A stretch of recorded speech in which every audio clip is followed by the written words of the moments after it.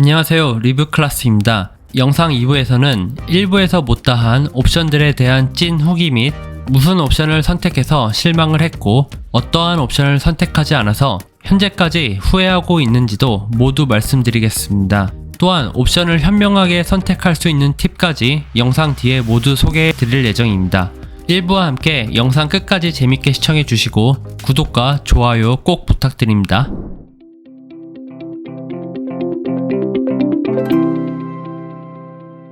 2부 첫 옵션으로 드라이빙 어시스턴트 패키지 1입니다. 대표적으로 원격 스마트 주차 보조가 있는데요. 너무 많은 걸 바라지만 않으신다면 생각보다 유용하게 사용하실 수 있습니다. 물론 주차를 완벽하게 찾아서 해준다고 기대하면 정말 많이 실망하실 것 같고요. 관련해서 이전에 만들어 놓은 영상이 있으니 궁금하신 분은 영상 위 카드 캡션 확인 부탁드립니다. 하지만 이 옵션은 좌우 간격이 좁은 곳에 주차할 때는 정말 편리하게 이용할 수 있습니다. 제네시스 G80은 좌우폭이 엄청나게 큰 모델인데요. 웬만한 너비에 주차 라인도 거의 꽉 찬 모습을 보여줍니다. 이때 가방이나 큰 짐이 있다면 옆차에게 문콕 테러를 가할 수밖에 없는데요. 주차 라인을 어느 정도 잡아둔 상태에서 짐을 갖고 내린 후 키를 이용하여 주차를 하면 편리하게 주차를 하실 수 있습니다. 출차 또한 마찬가지입니다.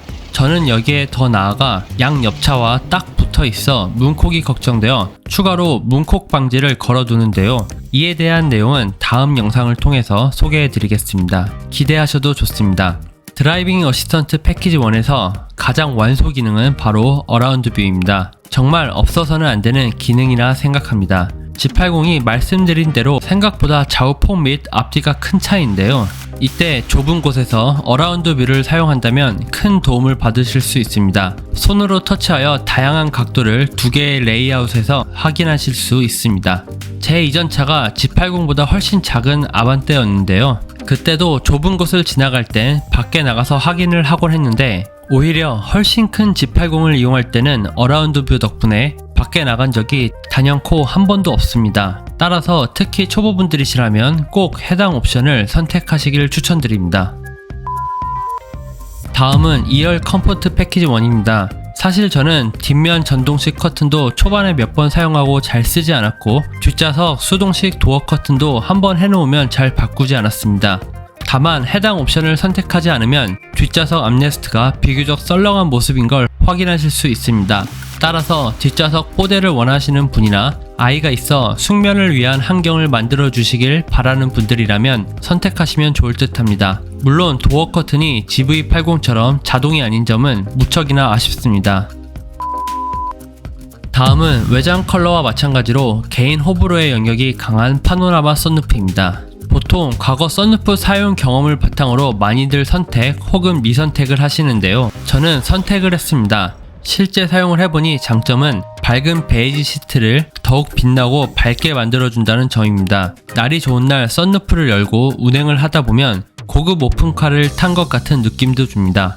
또한 비 올 때 감성은 덤이고요. 운전을 하는 저보다는 옆좌석에 타고 있는 동승자가 더욱 만족하는 옵션입니다. 아참, 썬루프를 선택하시는 분들이 조심하셔야 할 점은 썬루프 자체가 진하게 기본 썬팅돼서 나온다는 점입니다. 저는 그 사실을 알고도 혹시 몰라 옆 창문 썬팅할 때 썬루프도 밝은 농도로 썬팅 시공을 했는데요. 사실 너무 후회 중이라 돈을 내고 떼야 되나 고민 중입니다. 여러분은 썬루프를 구매하시게 되면 절대 썬팅하지 마세요. 해당 내용 관련해서는 제가 이전에 영상을 만들어 놓았으니 궁금하신 분들은 참고하시길 바랍니다. 다음은 고급차의 상징인 컨비니언스 패키지입니다. 저는 해당 옵션을 선택하지 않았는데요. 사실 처음에는 선택하지 않은 것을 엄청 후회했었습니다. 그 이유는 바로 도어가 한 번에 잘 닫히지 않았기 때문인데요.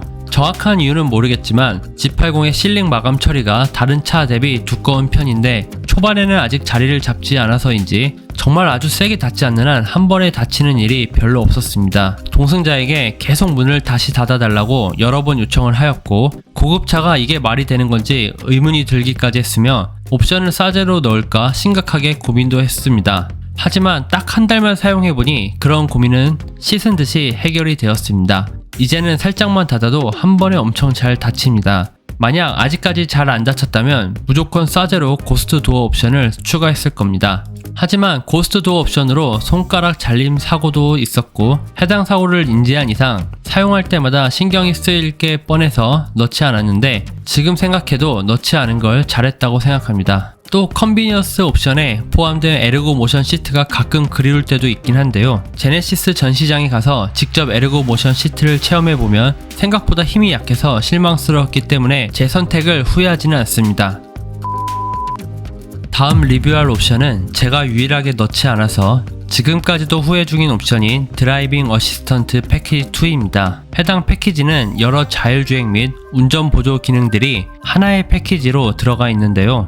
제가 제일 원했던 기능은 바로 전방 충돌 방지 보조입니다. 해당 옵션을 선택하면 전면 양옆에 센서 2개가 추가된다고 합니다. 따라서 자율주행 시에 옆차가 끼어들 경우 보다 빠르게 제어를 하게 됩니다. 제가 아반떼에서 G80으로 넘어오면서 자율주행 기능을 정말 애용하고 있는데요. 그때마다 이 옵션을 넣었으면 보다 편하게 운전을 맡길 수가 있었을 텐데 생각이 들곤 합니다. 또한 HDA 주행 시에 마치 테슬라처럼 양옆에 차가 오는 것을 HUD에서 그래픽으로 표현을 해줘서 보다 감성적이고 편안하게 만들어주는 것은 덤입니다.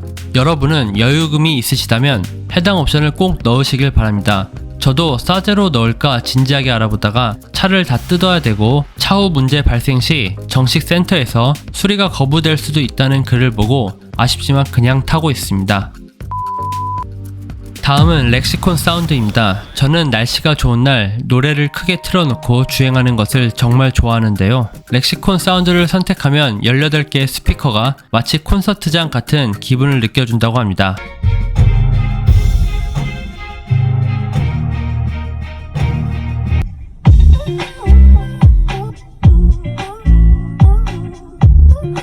실제로 사용을 해보면 그 정도까지는 오바 같지만 확실히 풍부한 음량을 들려줍니다. 또한 해당 옵션을 선택하면 앞뒤 도어에 사운드가 추가되어 인테리어의 고급감 향상에도 도움이 됩니다. 굳이 단점을 뽑자면 도어에 위치한 사운드 때문에 동승자가 누워서 갈 시에 귀 옆에 스피커가 위치하게 되어 시끄럽다고 합니다. 물론 설정에서 사운드의 위치를 선택할 수는 있지만 중복 선택이 되지 않고 모두 선택 혹은 한 곳만 선택이 가능하다 보니 이 점은 무척이나 아쉽습니다. 다음 업데이트 시에는 중복 선택이 가능하면 정말 좋을 듯 합니다. 다음은 2열 컴포트 패키지 2로 제가 선택하지 않은 옵션입니다. 뒷좌석 리클라이너 기능도 되고 통풍 시트 및 목베개도 추가됩니다. 하지만 저는 뒷좌석에 사람이 많이 타는 경우가 별로 없고 개별 옵션 가격이 타 옵션 대비 아주 비싼 350만원입니다. 가성비를 선택한다면 해당 옵션을 쉽사리 선택하기엔 다소 무리가 있습니다. 다만 해당 옵션을 선택하신 분들의 후기에 의하면 리클라이너 기능이 되기 때문에 아이가 잠들 시 고개를 떨구는 모습을 보지 않아서 좋다고 합니다. 여유가 되시는 분이라면 선택을 하시고 그게 아니시라면 꼭 선택할 필요는 없는 옵션이라고 생각합니다. 다음은 프리뷰 전자제어 서스펜션 옵션인데요. 저는 20인치 휠을 선택해서 기본 장착되긴 했는데 사실 체감이 잘 되진 않습니다. 그냥 20인치 자체가 그렇게 승차감이 좋지 않아서인지 아님 적용 안 된 20인치를 타본 적이 없어서인지는 잘 모르겠지만 에어 서스펜션 같이 드라마틱한 차이를 느끼긴 힘듭니다. 다만 전문가의 말에 의하면 아주 약간의 차이는 있다고 합니다. 이 부분은 동일 조건에서 해당 옵션이 장착된 차량과 장착이 되지 않은 차량을 모두 타보신 분들의 솔직한 후기를 기다리겠습니다. 다음은 빌트인 캠 패키지 옵션입니다. 저는 깔끔한 것을 선호해서 처음에는 선택하려 했지만 결국 최종 선택 시에는 제외를 했습니다. 가격도 보조 배터리가 장착된 것을 감안하면 70만원은 나쁘지 않은 금액이었지만 선택을 하지 않은 이유는 역시나 낮은 화질과 소리가 담기지 않는다는 점이었습니다. 그 중에서도 블랙박스 영상에서의 사운드는 실제 주행 시에 크게 도움이 되진 않지만 사고 발생 시에는 아주 중요한 단서가 되기도 하는데요. 예를 들면 난폭 운전 및 급발진 등 예상치 못한 경우가 발생했을 때 영상에 담긴 소리는 상황을 판단하는 데 큰 도움이 됩니다. 따라서 아쉽지만 해당 옵션은 선택하지 않았고 저는 퀀텀 4K 블랙박스를 선택했는데요. 모니터가 없어 빌트인 같이 깔끔한 디자인 장착이 가능하고 당연히 사운드를 지원하며 빌트인 캠보다도 훨씬 더 좋은 화질을 제공합니다. 해당 블랙박스에 관련된 정보도 다음 영상에서 자세히 소개해 드리겠습니다. 다음으로 뒷좌석 듀얼 모니터인데요. 아쉽지만 인터넷을 지원하지 않습니다. 또한 뒷좌석이 좁은 G80에서 혹시 카시트를 설치한다면 해당 모니터가 설치 시 방해가 된다고 합니다. 따라서 이 비싼 타블렛을 몇백을 들여서 설치를 하고 싶지는 않았습니다. 실제로 G80 커뮤니티에서도 해당 옵션을 선택한 사람은 거의 없었습니다. 저는 나중에 필요시 와이파이가 지원되는 아이패드를 장착할 계획입니다. 마지막으로 차량 보호 필름입니다. 저는 물론 선택하지 않았는데요. 차량 출고 시 내비게이션 및 썬팅 시공 업체에서 제공해주는 서비스 부분 PPF를 통해 충분히 커버가 되는 영역이었습니다. 해당 옵션도 비추입니다.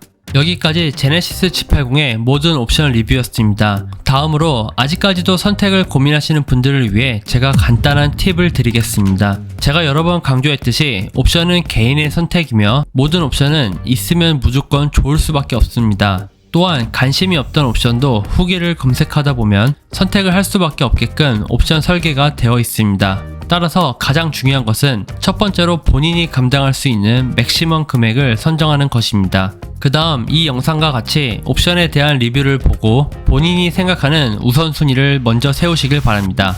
다음으로 해당 순위표를 기준으로 선정해놓은 최대 금액까지 잘라서 선택을 해야 합니다. 미련 없이 다음 순위 옵션들은 보내주고 계약을 했으면 이젠 후기를 찾아보지 않고 잊고 지내면서 출고를 기다리시면 됩니다.